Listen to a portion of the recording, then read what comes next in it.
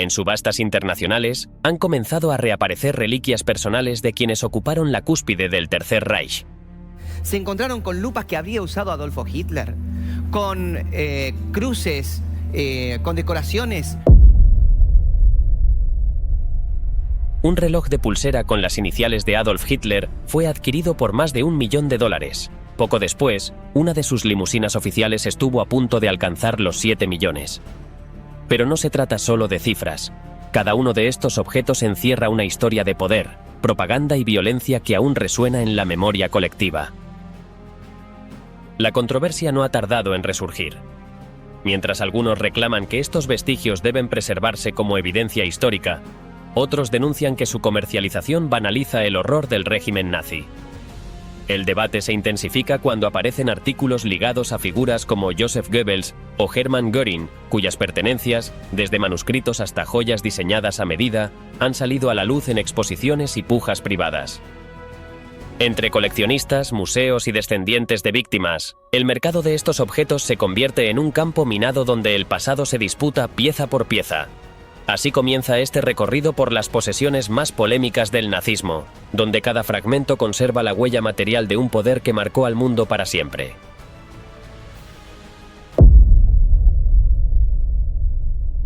Hitler en subasta, el oscuro viaje de sus objetos más valiosos. De todas las posesiones personales que acompañaron a Adolf Hitler durante su ascenso y consolidación del poder, pocas resultan tan singulares como un reloj de pulsera dorado, fabricado por Andreas Huber. Este objeto, entregado probablemente el 20 de abril de 1933, con motivo de su 44º cumpleaños, coincidió con su designación, junto a Hindenburg, como ciudadano honorífico de Baviera, el primero en la historia alemana en recibir tal reconocimiento. Este reloj, de diseño reversible y manufactura exclusiva, fue incautado el 4 de mayo de 1945 por el sargento francés Robert Mignot. Formaba parte de las primeras tropas aliadas que ingresaron al refugio alpino de Hitler en Berchtesgaden. Junto a sus compañeros, accedió tanto a la residencia secundaria del dictador como a los túneles subterráneos del complejo. Allí, en medio del abandono, hallaron numerosas pertenencias personales, entre ellas este reloj, que Mignot decidió conservar como recuerdo de guerra. Tras su regreso a Francia, lo transfirió a su primo, antecesor directo del actual propietario. Desde entonces, la pieza permaneció en manos de la familia, sin haber sido nunca vendida ni expuesta públicamente. No fue hasta 2022 que salió a la luz. Su estado de conservación es notable. Apenas presenta un leve desgaste en la correa original, elaborada en piel exótica. Un perito independiente confirmó tanto la autenticidad del mecanismo como la integridad general del reloj, remarcando que era un objeto de alto valor monetario. Posteriormente, el reloj reapareció en una subasta organizada por Alexander Historical Auctions, en Maryland, Estados Unidos. Nunca antes había sido ofrecido al público, lo que disparó el interés internacional. Finalmente, fue vendido por más de $1 millón a un coleccionista europeo, cuyo nombre no fue revelado. Sin embargo, la subasta no pasó desapercibida. Organizaciones judías de toda Europa reaccionaron con fuerza. 34 líderes comunitarios firmaron una carta abierta exigiendo la retirada del artículo, alegando que la venta de reliquias nazis banaliza el Holocausto y abre la puerta a su uso por simpatizantes del régimen. Argumentaron que piezas como esta deberían ser conservadas exclusivamente en museos o espacios educativos. El rabino Menachem Margolin, presidente de la Asociación Judía Europea, expresó que estas ventas transforman el horror en mercancía y despojan a los objetos de su dimensión histórica. Para él, permitir que materiales tan cargados de simbolismo pasen a manos privadas representa una pérdida colectiva para la memoria. Frente a esta presión, la casa de subastas defendió su posición. El presidente de la compañía, Bill Panagopoulos, afirmó que impedir la circulación de estos objetos sería, en sus palabras, un crimen contra la historia. Según él, la venta no rinde homenaje, sino que permite mostrar que el nazismo fue real y letal. Además, indicó que muchos compradores terminan destinando estos artículos a museos o instituciones académicas, aunque reconoció que algunos permanecen en colecciones privadas. A pesar de recibir amenazas de muerte en los días previos a la subasta, tanto Panagopoulos como su familia mantuvieron su postura. En su visión, estos artículos funcionan como prueba material, por mínima que sea, de los crímenes del régimen nazi. La vicepresidenta de la empresa, Mindy Greenstein, reforzó esta idea al declarar que destruir estos objetos sería equivalente a borrar las pruebas. El reloj, con las iniciales del dictador y una carga simbólica excepcional, se convirtió así en uno de los objetos personales más controvertidos que han salido al mercado. No por su estética ni por su mecánica, sino por lo que representa, el eco persistente de un poder devastador, encapsulado en un pequeño mecanismo dorado. La documentación asociada incluye fotografías, testimonios de veteranos, cartas de herederos y un archivo completo que certifica tanto el hallazgo en Berghof como la identidad del soldado francés que lo recuperó. Su mecanismo interno fue producido por Lecoultre, mientras que la caja, elaborada por un subcontratista, fue diseñada para girar 180 grados, permitiendo proteger la esfera o exhibir la parte trasera grabada. La estructura lleva sellos de oro tanto suizos como alemanes, lo que sugiere un proceso de fabricación transfronterizo, ensamblaje en Suiza y certificación legal en Alemania. En cuanto a su diseño externo, el frente del reloj presenta una esfera negra con la marca Uber en laca oscura, índices dorados aplicados y un patrón de tipo ferrocarril que rodea el contador de segundos a las 6. Las agujas, también doradas, adoptan una forma estilizada tipo espada. No obstante, el elemento más llamativo se encuentra en el reverso. Allí se observa una ornamentación multicolor con una esvástica central, rodeada por una corona de hojas de roble y coronada por el águila imperial utilizada por el partido nazi. Debajo, las iniciales de Hitler aparecen rellenadas en negro mediante una técnica de grabado en negativo. Completan la composición 3 fechas clave. El 20 de abril de 1889, fecha de nacimiento de Hitler. El 30 de enero de 1933, cuando fue nombrado canciller, y el 5 de marzo del mismo año, día de las elecciones federales que consolidaron su poder. Andreas Huber, establecida en Múnich desde 1856, fue una de las relojeras más prestigiosas de Alemania. A comienzos del siglo XX, se convirtió en proveedor oficial de la Corte Real de Baviera, y su fama se consolidó rápidamente entre los oficiales alemanes. Sus relojes, considerados instrumentos de precisión militar, ganaron protagonismo en competencias, eventos públicos e incluso en los Juegos Olímpicos de Invierno de 1936. La marca ensamblaba piezas con componentes suizos de alta gama, como los movimientos de Lecoultre o cajas procedentes de fabricantes helvéticos, que luego eran personalizados en Alemania conforme a la normativa vigente. Esta combinación de elementos permitía el doble contraste, suizo y alemán, garantía de autenticidad y de pureza del oro. Además del reloj que conservó grabadas las fechas clave del ascenso nazi, otro símbolo material del poder de Adolf Hitler pasó a manos privadas tras la guerra: el Mercedes-Benz 770K, una máquina diseñada no solo para el transporte, sino para proyectar autoridad. Este vehículo, uno de los más imponentes del Tercer Reich, se integraba plenamente en la escenografía política del régimen. Encargado en 1938 por Erich Kempka, el chofer personal de Hitler, este modelo exclusivo fue entregado al dictador el 29 de julio de 1939 en Berlín. Aunque Hitler jamás obtuvo licencia para conducir, el coche fue incorporado inmediatamente al aparato ceremonial. Su primera aparición pública tuvo lugar el 6 de octubre del mismo año, cuando encabezó una caravana cuidadosamente organizada para su seguridad y exposición. Con solo 88 unidades fabricadas, el 770.000 se convirtió en una obra maestra de la ingeniería alemana. Su motor de 8 cilindros y 7,7 litros ofrecía una potencia estimada de 400 caballos. Aunque teóricamente superaba los 160 km por hora, su velocidad fue limitada a 80 por razones de control. A pesar del blindaje, el diseño era descapotable, lo que subrayaba la intención propagandística del vehículo: permitir que el Führer fuera visto en desfiles, mitines o visitas diplomáticas. Para este fin, se integró una plataforma elevada de 13 centímetros y un asidero en el parabrisas que ayudaba a mantener el equilibrio durante las maniobras. No se trataba solo de un coche lujoso, sino de una extensión física del poder nacionalsocialista. Con más de 5 toneladas, su estructura incluía compartimentos ocultos para armamento. El diseño, imponente y funcional, combinaba sofisticación mecánica con simbolismo autoritario. A lo largo de la guerra, el vehículo fue utilizado en diversos actos públicos. Estuvo presente el 18 de junio de 1940, cuando Mussolini visitó Múnich, y nuevamente el 6 de julio, durante la celebración en Berlín por la caída de Francia. Su última mención documentada data del 15 de julio de 1943, cuando fue enviado a mantenimiento en la planta de Sindelfingen.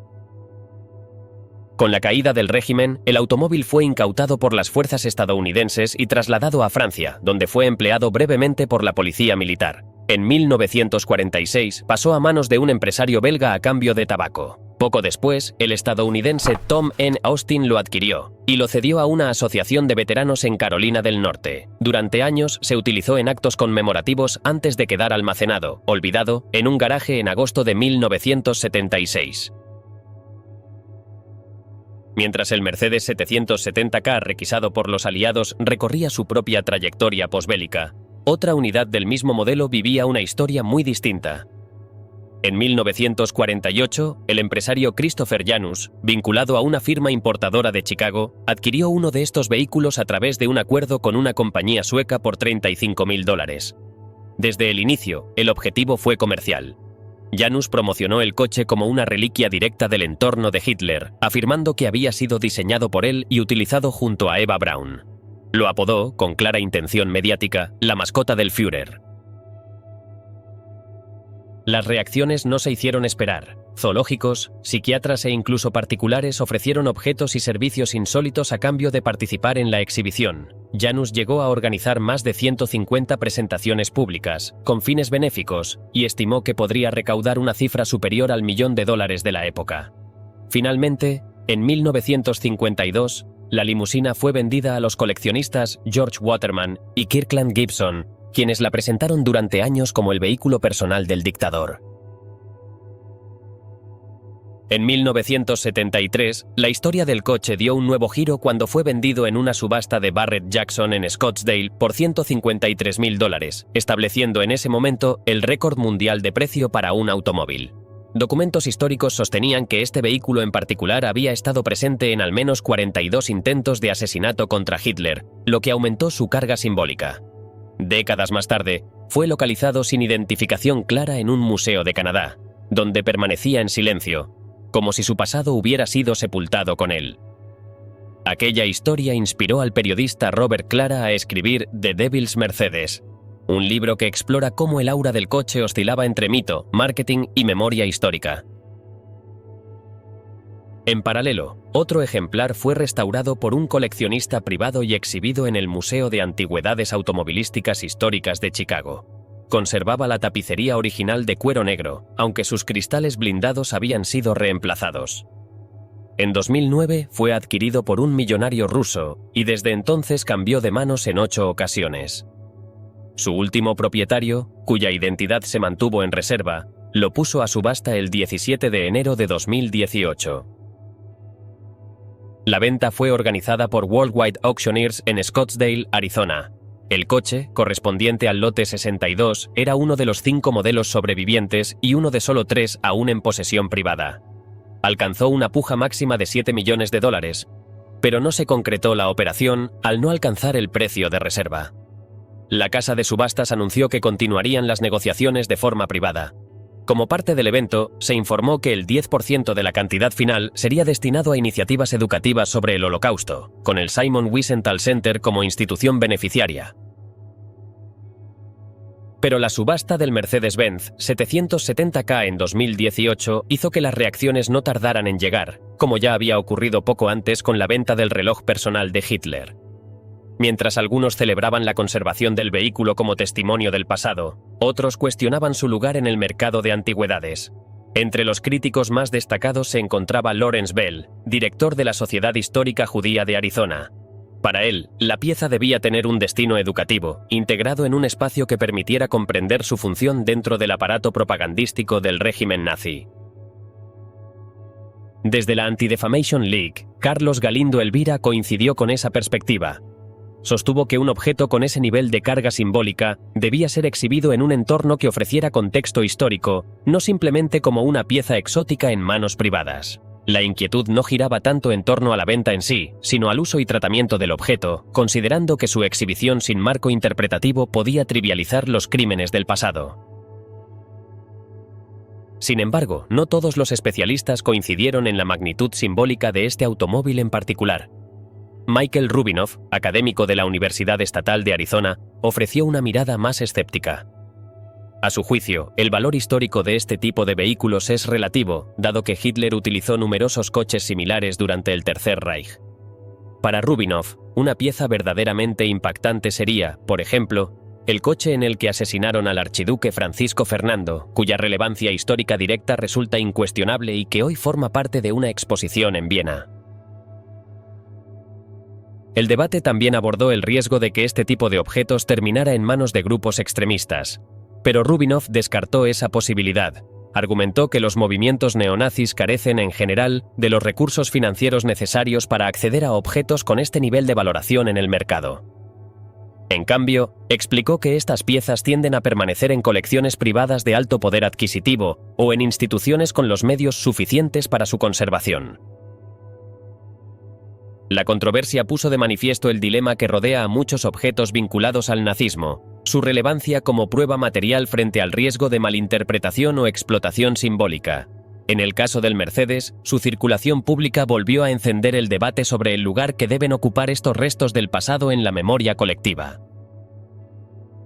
A medida que otros objetos vinculados al dictador reaparecían en manos privadas o instituciones, también salieron a la luz rastros de una etapa anterior de su vida, su fallida carrera como artista. Entre 1908 y 1913, durante su estancia en Viena, Hitler intentó ganarse la vida como pintor, produciendo cientos de acuarelas y postales. Sin embargo, la crítica y el mercado le fueron esquivos. Sus obras, de estilo académico y sin rasgos vanguardistas, pasaron desapercibidas durante décadas. Tras el colapso del Tercer Reich, muchas de estas piezas fueron recuperadas. En junio de 2015, la casa Weidler, con sede en Nuremberg, vendió un lote de 14 obras atribuidas a Hitler, pinturas, dibujos y acuarelas, por una suma global cercana a los 400.000 euros. La más valorada fue una vista del castillo de Neuschwanstein, que alcanzó los 100.000 euros y fue adquirida por un comprador chino. Otro cuadro, Vase mit Blumen, fechado en 1912, se vendió por 73.000 euros. Los compradores, según la casa de subastas, no eran admiradores del nazismo, sino inversores interesados en arte de alta cotización, procedentes de países como Brasil, Emiratos Árabes Unidos, Francia y Alemania. Ese mismo año, en noviembre, una acuarela titulada The Old Town Hall, supuestamente realizada entre 1914 y 1915, fue vendida por 130.000 euros. No todas las operaciones, no obstante, se concretaron sin polémica. Una pintura floral fue retirada en marzo de otra subasta en Los Ángeles, organizada por Nate D. Sanders, sin que se especificaran los motivos. En febrero de 2019, otra venta organizada por Weidler fue menos exitosa. 5 paisajes atribuidos a Hitler, con precios de salida entre 19.000 y 45.000 euros, no encontraron comprador. Entre las piezas no adjudicadas, se incluía una vista de un lago alpino y un cuadro que mostraba un sillón de mimbre con una esvástica. La casa de subastas no aclaró los motivos del fracaso, aunque dejó abierta la posibilidad de ofrecerlos nuevamente en el futuro. La polémica en torno al mercado de arte atribuido a Adolf Hitler se intensificó en 2019 con nuevos casos de posibles falsificaciones. En febrero de ese año, fiscales alemanes confiscaron 63 obras firmadas con las iniciales de Hitler, algunas de las cuales ni siquiera estaban destinadas a subasta. La intervención formó parte de una investigación por presunto fraude y falsificación documental. La fiscal Antje Gabriels-Gorsolke declaró que, de confirmarse las sospechas, se rastrearía la cadena de propiedad para determinar si hubo intención de engaño por parte de intermediarios o vendedores.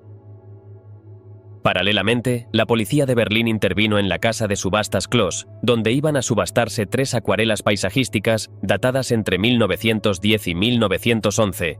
Tras una denuncia ciudadana sobre su posible falsedad, las obras fueron retiradas antes de la puja. Cada una tenía un precio de salida de 4.000 euros. La portavoz policial, Patricia Bremer, confirmó que se investigaba la autenticidad de los certificados que acompañaban las piezas. Estos documentos, elaborados entre 2017 y 2018, habían sido firmados por el grafólogo estadounidense Frank Garo, quien defendía la validez de la firma por su coherencia caligráfica y aparente espontaneidad. No obstante, ni el origen de las obras ni la documentación complementaria fueron aclarados públicamente. Aunque el sitio web del evento mostraba las certificaciones, no ofrecía detalles adicionales sobre la procedencia. El portavoz de la casa de subastas, Heinz Joachim Maider, se mostró escéptico respecto al valor estético de las acuarelas. En declaraciones a Reuters, afirmó que no destacaban por su calidad artística, sino únicamente por el nombre del autor.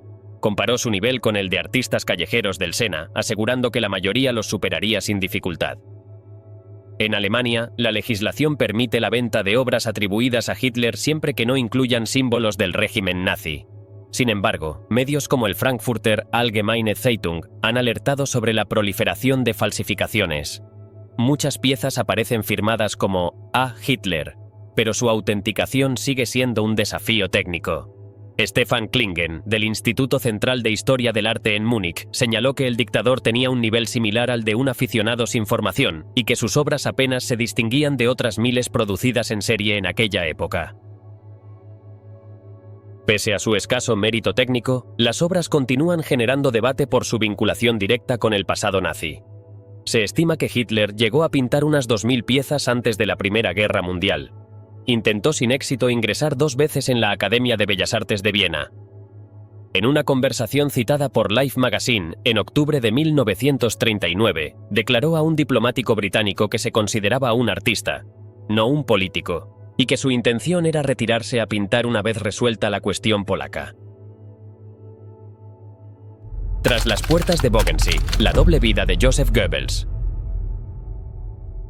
Después de los rastros materiales dejados por Hitler, las posesiones de sus colaboradores más cercanos revelan otra dimensión del poder nazi, la fusión entre privilegio, propaganda y vida privada. Uno de los casos más elocuentes es el de Joseph Goebbels y su refugio en Bogensee, un lago rodeado por bosques en Brandenburgo. Allí, en 1936, recibió por su cumpleaños número 39 un terreno de 17 hectáreas, cedido por la administración de Berlín como muestra de agradecimiento. Sobre ese suelo se construiría su residencia rural, bajo los planos de Heinrich Schweitzer y la supervisión del arquitecto Hugo Constantin Bartels. Finalizada en 1939, la casa combinaba una fachada de piedra natural con un techo a 2 aguas. Inicialmente disponía de 30 habitaciones, pero la propiedad fue ampliada en sucesivas fases. A finales de la guerra, la villa incluía un total de 40 habitaciones, otras 70 para empleados, una sala de cine de 100 metros cuadrados, planta de tratamiento de agua, sistemas de ventilación encubiertos, ventanas retráctiles y un búnker subterráneo completamente equipado. La mansión, cofinanciada por la productora UFA, fue un punto de encuentro habitual para actores y directores del cine alemán. Sarah Linder, Emil Jannings y Heinz Rühmann pasaron por allí. Goebbels la llamaba Villa Bogensee, y en sus diarios afirmaba que era el único lugar donde podía leer y trabajar sin interrupciones. Sin embargo, el aislamiento no se limitaba al retiro intelectual. Desde principios de 1936, la villa también funcionó como escenario de sus encuentros extramatrimoniales. Uno de los episodios más conocidos lo protagonizó la actriz checa Lida Barová. Según relató, conoció a Goebbels mientras él paseaba con una niña pequeña, una de sus hijas. El ministro se presentó amablemente y afirmó que acababa de adquirir la propiedad vecina, aunque en realidad había sido un regalo del Estado. Barová, joven, rubia y carismática, encajaba con los cánones de belleza que el régimen promovía. Por entonces vivía junto al actor Gustav Fröhlich en las cercanías de los estudios Babelsberg, no lejos de Bogensee. A pesar de la imagen pública de hombre de familia, Goebbels visitaba la villa rara vez acompañado de su esposa Magda o sus hijos. Las tensiones conyugales escalaron hasta que ella llegó a pedir el divorcio, lo que motivó la intervención directa de Hitler, quien exigió discreción absoluta. En ese mismo contexto, se consolidó su relación con Lida Barová, iniciada en 1936, que pronto se convirtió en una fuente de escándalo dentro del círculo del poder nazi. Durante 2 años mantuvieron un vínculo sostenido por encuentros frecuentes en Bogensee. Goebbels incluso planteó la posibilidad de separarse de Magda para casarse con la actriz, pero la respuesta de Hitler fue tajante. Magda, al descubrir la infidelidad, lo confrontó tras recopilar los nombres de las mujeres que frecuentaban la villa. Baarová figuraba entre ellas. Goebbels expresó en sus escritos que, de ser necesario, estaba dispuesto a dejar sus cargos, pero no renunciar a la relación. No obstante, terminó acatando la orden del Führer, y en una entrada posterior anotó que dedicar su tiempo al trabajo era la mejor medicina tras ese sacrificio personal. Poco después, la Gestapo obligó a Baarová a abandonar Alemania. Fue enviada a Praga. Al terminar la guerra, fue arrestada y condenada por colaboración. Su ejecución fue suspendida en 1946 tras la intervención de un representante artístico, con quien luego contrajo matrimonio. Vivieron en el exilio, entre España y Argentina. Años después, recordaba haber destruido toda fotografía que los uniera y cargaba con la culpa de aquella relación. Goebbels había escrito sobre sí mismo que era una desgracia para las mujeres y que toda mujer que se enamorara de él terminaría sufriendo. Esa tensión entre fragilidad íntima y control público no era ajena a su manera de ejercer el poder. A pesar de la cojera causada por la polio en su infancia, proyectaba una autoridad firme, compensando sus limitaciones físicas con un deseo constante de control. Regulaba cada detalle, desde el contenido de los noticieros hasta la presentación de los actores. Incluso imponía normas estéticas sobre el vestuario y el peinado en los rodajes. En su visión del mundo, afirmaba que las masas deseaban ser conducidas y que el engaño era parte esencial de esa relación con el poder. Fue desde esa misma residencia que, en 1943, escribió el discurso que marcaría un punto de inflexión en la propaganda del régimen, el llamado a la guerra total. Pronunciado en el Palacio de los Deportes ante una multitud de más de 40.000 personas, el acto fue registrado por el propio Goebbels como una de las manifestaciones más intensas de fervor que había presenciado. Aquel lugar, desde donde Goebbels redactó discursos incendiarios y cultivó una imagen de poder absoluto, entró en una nueva etapa tras su muerte en 1945. Pocos días después del suicidio del matrimonio y el asesinato de sus 6 hijos, la villa fue ocupada por el Ejército Rojo. Las tropas soviéticas permanecieron allí cerca de un año, y el espacio que había sido símbolo de la propaganda nazi fue paulatinamente transformado. Con la consolidación de la República Democrática Alemana, las autoridades comunistas asignaron el predio a las juventudes del partido. Allí se estableció una escuela de formación política, equipada con bloques residenciales. Una fotografía de la época muestra una clase impartida dentro de la misma villa donde Goebbels organizaba veladas del régimen. El edificio, antes reservado al aparato del nazismo, se convertía así en instrumento de adoctrinamiento comunista. Tras la reunificación de Alemania en 1990, el complejo pasó a ser propiedad del Estado Federado de Berlín. Sin embargo, a lo largo de más de 3 décadas, las autoridades no lograron encontrar un uso estable para la propiedad. En el año 2000, la villa fue abandonada por completo. Desde entonces, la vegetación ha invadido los exteriores, las estructuras se han degradado, y la sala de cine, donde se proyectaban cintas propagandísticas, permanece inutilizable. En 2015 se creó una asociación con el objetivo de transformar el lugar en un centro internacional de estudios para académicos procedentes de zonas en conflicto. La iniciativa no prosperó. Mientras tanto, el Estado de Berlín continúa destinando entre 150.000 y 300.000 euros anuales, poner preludio únicamente para evitar el colapso del edificio. Los costes de restauración son considerados inasumibles, y el debate sobre si vale la pena preservar un símbolo del pasado nazi sigue sin resolverse. A esto se suma un temor persistente, que la propiedad atraiga el interés de sectores extremistas. Por esa razón, las autoridades rechazan su venta directa. Birgit Möhring, directora de la entidad pública encargada de la gestión inmobiliaria, declaró que el riesgo principal es no poder controlar el uso futuro del terreno. Para evitarlo, solo se contempla la posibilidad de arrendamientos a largo plazo con condiciones estrictas. En esa misma línea, la portavoz Marlies Mache subrayó que cualquier oferta debe incluir con claridad el destino previsto del complejo. El contrato actual establece un uso obligatorio de solo 10 años, lo que deja abierta la posibilidad de que, al término del plazo, la propiedad pase a manos de terceros mediante figuras legales interpuestas. En mayo, el ministro de Finanzas berlinés, Stefan Evers, propuso entregar gratuitamente la villa a quienes presentaran un proyecto con utilidad social. La iniciativa generó una avalancha de propuestas, entre ellas la de un dermatólogo interesado en abrir un centro de cuidado de la piel y la de varios especuladores inmobiliarios.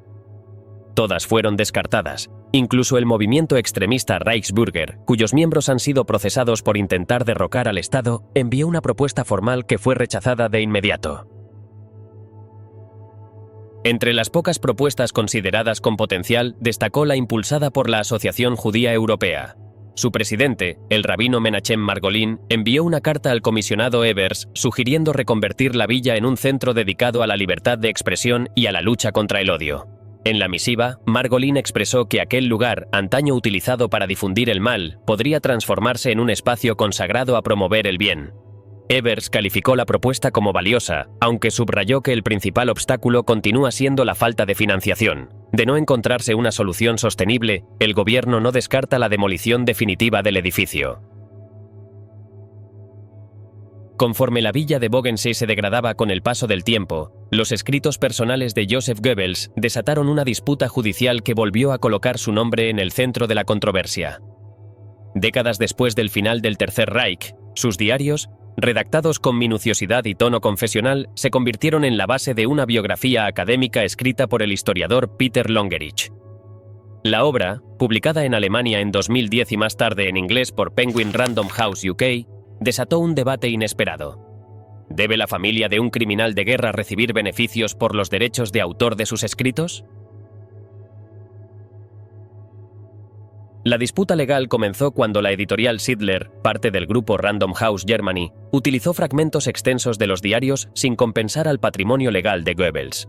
Inicialmente se había pactado un 1% del precio neto de venta como regalía, pero la editorial anuló el acuerdo antes de la publicación, alegando que pagar a los herederos de un alto cargo nazi resultaba éticamente inaceptable. La persona al frente de la demanda fue Cordula Schacht, hija de Hjalmar Schacht, el exministro de Economía del Tercer Reich que fue absuelto en Nuremberg, y titular legal de los derechos sobre los escritos de Goebbels. Como representante del patrimonio, exigió que se respetara el contrato original, alegando que los ingresos debían ir a los herederos legítimos, presuntamente descendientes de los hermanos del ministro de propaganda. La editorial, por su parte, propuso donar las regalías a una institución dedicada a preservar la memoria del Holocausto. Sin embargo, Schacht rechazó esa opción, insistiendo en que la propiedad intelectual debía seguir su curso legal habitual, sin excepciones por motivos morales. En julio de 2015, el Tribunal Regional de Múnich falló a favor del patrimonio de Goebbels. Ordenó el pago de las regalías estipuladas, aunque señaló que los derechos expiraban a finales de ese mismo año, lo que acotaba el impacto del fallo a este caso concreto. Para la defensa de Random House, la sentencia fue un golpe simbólico. Rainer Dressen, asesor legal del grupo, declaró que aquel día era triste para Alemania, y criticó que se aplicara un marco legal sin considerar la carga ética del asunto, en una lógica que, según sus palabras, recordaba las defensas técnicas empleadas por antiguos jerarcas nazis. La editorial anunció su intención de recurrir la decisión ante el Tribunal Supremo alemán, no por las consecuencias financieras, sino por lo que consideraba un precedente jurídicamente y moralmente problemático. La subasta de los manuscritos personales de Goebbels, anunciada por Alexander Historical Auctions, no solo atrajo la atención de coleccionistas e investigadores, sino también críticas por parte de voces ligadas a la memoria del Holocausto. Entre ellas, destacó la del jurista Menachem Rosensaft, vicepresidente de la American Gathering of Jewish Holocaust Survivors and Their Descendants. Para él, comercializar este tipo de documentos constituía una forma de lucrar con los símbolos del horror nazi. Rosensaft señaló que este no era un hecho aislado. Un año antes, la misma casa de subastas había vendido los diarios de Joseph Mengele, el médico que realizó experimentos en campos de concentración. En su opinión, materiales de esta índole deberían formar parte de archivos institucionales con fines educativos y no circular por canales privados, donde podrían terminar en manos de admiradores del régimen o ser tratados como reliquias ideológicas. Desde la organización de la subasta, Bill Panagopoulos respondió con firmeza. Alegó que la mayoría de los compradores son particulares con la intención de ceder los documentos a museos o centros de documentación histórica. Según su experiencia, los grupos extremistas no suelen tener acceso ni interés real en este tipo de piezas. Añadió que los manuscritos de Goebbels no han sido objeto de dudas en cuanto a su autenticidad y que su contenido sigue siendo en gran parte desconocido, ya que apenas un 10% ha sido traducido debido a la complejidad de la caligrafía original. Para reforzar su posición, Panagopoulos mencionó que en el caso de los diarios de Mengele, el comprador fue un ciudadano judío que expresó su intención de donarlos a una institución de investigación. Además, aseguró que sus beneficios personales en esa operación fueron limitados, estimados entre $15.000 y $20.000, y que destinó una parte a un monumento conmemorativo de guerra.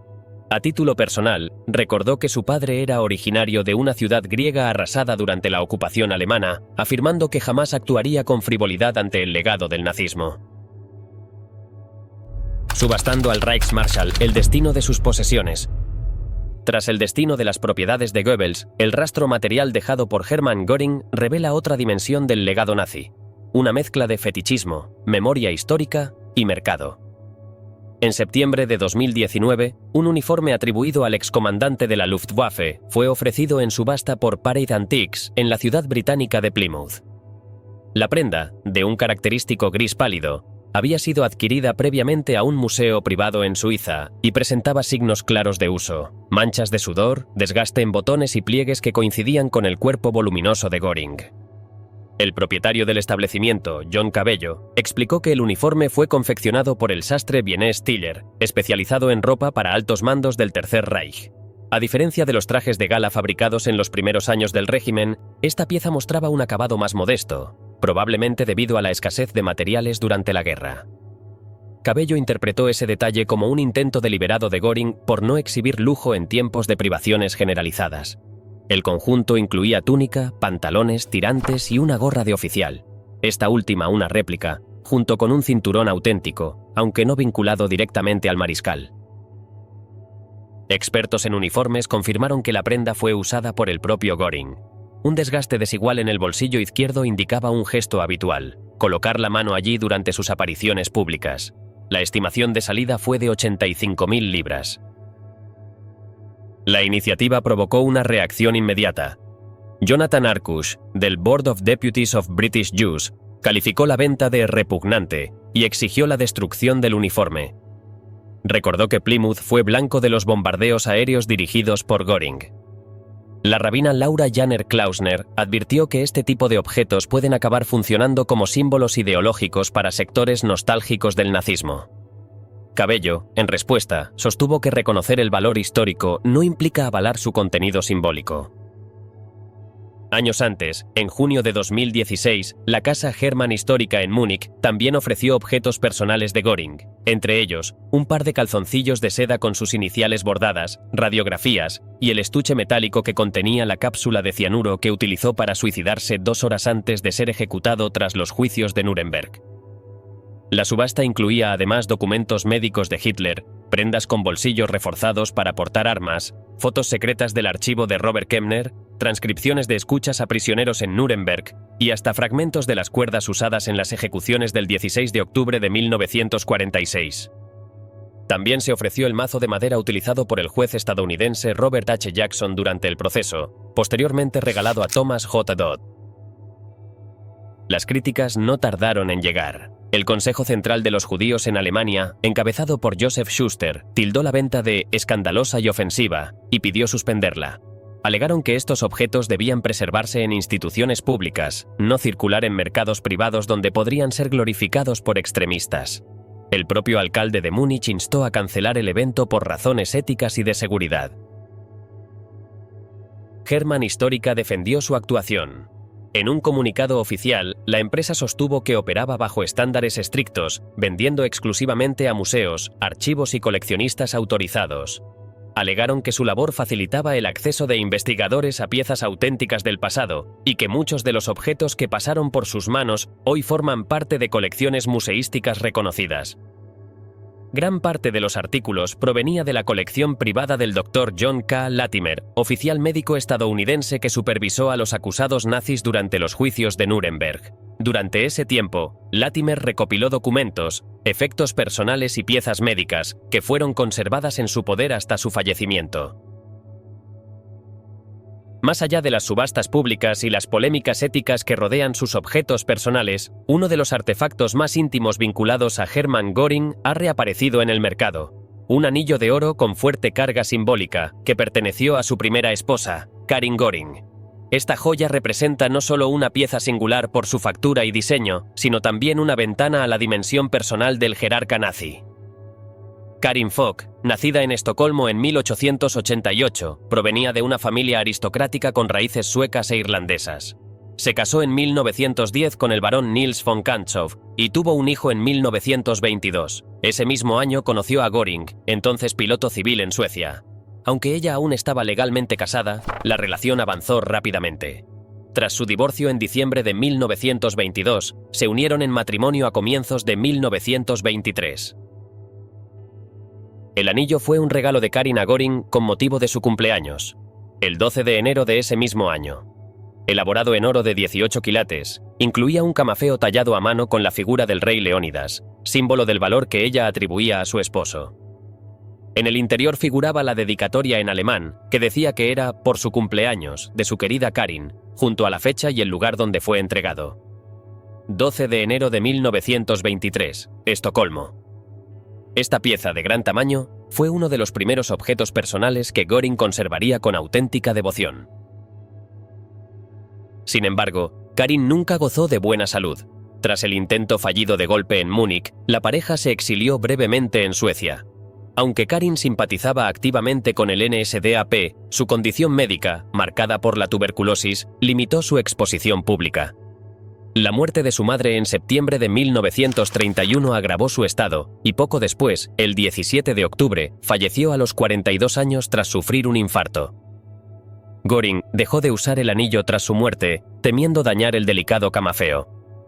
Lo colocó primero en un pequeño santuario privado en Berlín, y más adelante, lo trasladó a Karin Hall, la residencia monumental que construyó en memoria de Karin. Sus restos fueron trasladados desde Suecia a un mausoleo en esa finca, donde incluso Adolf Hitler acudió al funeral como gesto de admiración. A finales de la guerra, con la inminente llegada del Ejército Rojo, Göring ordenó dinamitar Karin Hall para evitar que cayera en manos soviéticas. Testimonios no confirmados aseguran que los soldados profanaron el mausoleo y que el cráneo de Karin fue objeto de burlas, en una escena que habría sido registrada en película y presuntamente mostrada al propio Göring. Aunque este punto permanece sin verificación, refleja la brutalidad simbólica del final del conflicto. Décadas más tarde, el anillo fue hallado cerca del castillo de Weldenstein, uno de los escondites utilizados por Göring para preservar objetos de valor, convencido de que la guerra terminaría con una negociación entre caballeros, como en la Primera Guerra Mundial. No anticipó los juicios de Nuremberg ni la transformación radical del sistema jurídico internacional. Actualmente, esta joya está disponible en el mercado por $6.500. Se la describe como una pieza única por su tamaño, diseño y contexto histórico, muy distinta al resto de las numerosas joyas que acumuló Göring a lo largo de su vida. Durante años, estas reliquias reflejaron su necesidad de afirmación personal, afectiva y estética. Pero con el avance de la guerra y la inminente caída del régimen, esa dimensión íntima cedió paso a una lucha desesperada por el control del poder. Entre los documentos que evidencian el desmoronamiento final del Tercer Reich, uno destaca por su carga simbólica y política: el telegrama enviado por Hermann Göring a Adolf Hitler la noche del 23 de abril de 1945. Redactado en un formulario de uso militar con el sello rojo de secreto, el mensaje representó un intento directo por activar el decreto de sucesión firmado años antes por el propio Führer. Göring afirmaba haber recibido información del general Karl Koller, según la cual Hitler había delegado parte de sus decisiones, sugiriendo que, si se iniciaban negociaciones con los aliados, él estaría mejor posicionado que el Führer, aislado en el búnker de Berlín. Ante la gravedad de la situación y el posible colapso de las comunicaciones, Göring establecía una condición clara: si no recibía respuesta antes de las 22 horas, asumiría que Hitler ya no tenía libertad de acción, lo que habilitaba legalmente su ascenso al liderazgo según el decreto de junio de 1941. El texto reflejaba una mezcla de determinación política y lenguaje reverente. Göring expresaba que no podía describir con palabras sus sentimientos hacia Hitler en ese momento, y concluía deseándole protección divina. A pesar del tono sumiso, el gesto fue percibido como una amenaza directa. Cuando el mensaje llegó al Führerbunker, la reacción fue inmediata. Hitler, ya emocionalmente inestable, interpretó el telegrama como un acto de alta traición. 2 días después, el 25 de abril, ordenó que Göring renunciara a todos sus cargos bajo la promesa de conservar la vida. También instruyó a las SS a detenerlo en su residencia de Berchtesgaden. La orden fue impulsada por Martin Bormann, quien aprovechó la oportunidad para debilitar a uno de los últimos miembros del círculo original de poder. Joseph Goebbels respaldó esa interpretación, declarando que todo en torno a Göring olía a traición. Solo Walter Hewell, enlace del Ministerio de Asuntos Exteriores, intentó ofrecer una lectura más pragmática. Argumentó que las líneas de comunicación estaban colapsando y que era razonable anticipar un vacío de mando. Apenas 5 días después, otra fractura sacudió el búnker. El 28 de abril, Hitler supo que Heinrich Himmler también intentaba pactar con los aliados. La reacción fue brutal. Ordenó su arresto inmediato y el fusilamiento de Hermann Fegelein. Albert Speer, en sus memorias, identificó el telegrama de Göring como el primer síntoma visible de la descomposición total del liderazgo nazi, una cadena de traiciones que selló el colapso moral y político del régimen. El telegrama que desencadenó la ruptura final entre Göring y Hitler no se perdió en los archivos del Reich. Fue recuperado por el capitán estadounidense Benjamin M. Bradin, quien, tras acceder a los restos del búnker, lo guardó como recuerdo junto a otros documentos. Permaneció décadas guardado en su domicilio en Carolina del Sur, hasta que su hijo, años más tarde, lo mostró a su profesor de historia en The Citadel, el doctor Robert Ricke, especialista en lengua alemana y exmiembro del equipo militar presidencial. Décadas después, el documento volvió a salir a la luz. En 2015 fue subastado en Nueva York por Alexander Historical Auctions, alcanzando más del doble del valor previsto. 35.600 libras. La puja enfrentó a un museo estadounidense con un coleccionista europeo. Según el presidente de la casa, Bill Panagopoulos, su relevancia radica en haber cristalizado el momento exacto en que se desmoronó la lealtad interna del régimen. Añadió que Bormann explotó ese texto para aislar aún más a Hitler de sus colaboradores, y que el valor histórico del telegrama superaba cualquier objeto simbólico de la época. A la vez que algunas de las piezas más emblemáticas de Göring recorrían museos y casas de subastas internacionales, otras permanecieron ocultas hasta fechas recientes. Una de ellas salió a la luz en 2011, cuando la casa Drewatts en Londres anunció la venta de una caja de puros personalizada, fabricada exclusivamente para el mariscal del Reich. El lote, valorado en hasta 500 libras, incluía 2 cigarros intactos, aún conservados en sus tubos de vidrio sellados con corcho y envueltos en papel plateado.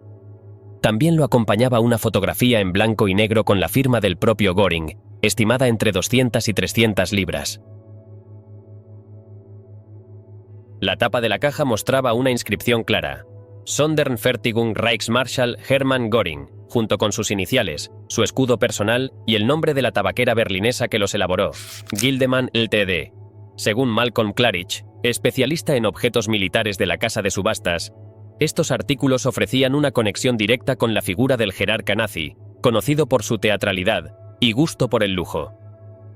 Göring cultivó una imagen deliberadamente ostentosa. Le gustaba ser llamado el hombre de hierro, disfrutaba de banquetes opulentos, vinos selectos y recorría Alemania en su célebre Mercedes azul, conocido como la Oca Azul. El puro era parte de su puesta en escena, símbolo de poder y refinamiento. Clarich resumía así el valor del hallazgo. Tener en las manos uno de sus puros, aún sin encender, era como sostener un fragmento tangible de la historia. Poco después de que varias piezas personales de Göring circularan por casas de subastas privadas, parte de ese mismo legado reapareció en una exposición pública.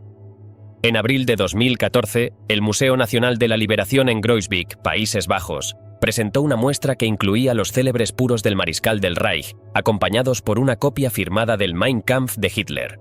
Ambos objetos fueron capturados en 1945 por fuerzas estadounidenses durante la detención de Göring, quien en aquel momento se hallaba oculto en un castillo austriaco.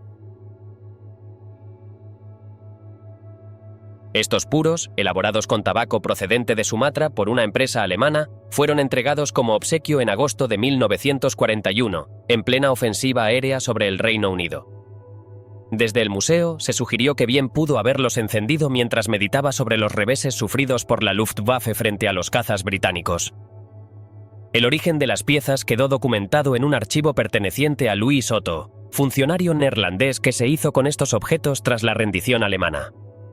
Décadas más tarde, su hijo los donó al museo para su conservación y exhibición permanente. A medida que se profundiza en el universo de objetos personales vinculados a Hermann Göring, aparece una pieza que ejemplifica como pocas su gusto por la ostentación combinada con el simbolismo. Se trata de una caja para almacenar puros de alta gama, rescatada de su cabaña de caza conocida como Emmy Hall, situada en los bosques de Romintenheide.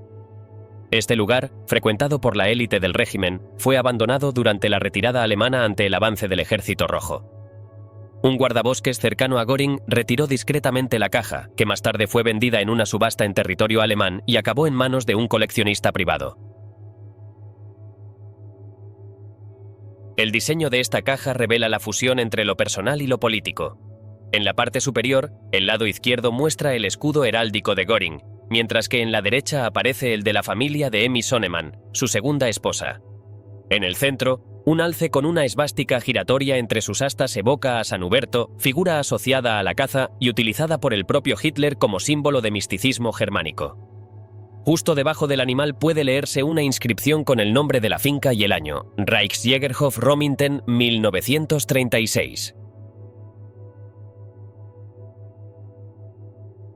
La parte interna del cierre lleva grabado el nombre Emmy Hall, enmarcado por una cadena de 75 hojas de roble talladas a mano. Cada una de las esquinas exteriores está marcada por esvásticas en relieve. El interior está forrado en madera de cedro para conservar la calidad de los puros, y los laterales están construidos con paneles de asta de alce cuidadosamente esculpidos. Con unas medidas de aproximadamente 23 por 18 centímetros y una profundidad de 4,5, esta caja no solo sirvió como recipiente para el tabaco más selecto, sino como reflejo de una estética diseñada para proyectar poder. Su precio en el mercado actual ronda los $12.500 y es considerada una pieza única por su valor simbólico, su detallado trabajo artesanal y el contexto histórico del que procede.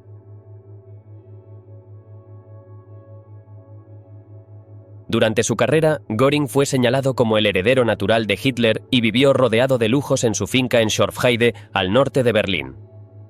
A pesar de su riqueza acumulada a través de expolios y saqueos, terminó desacreditado por el fracaso de la Luftwaffe frente a los bombardeos aliados.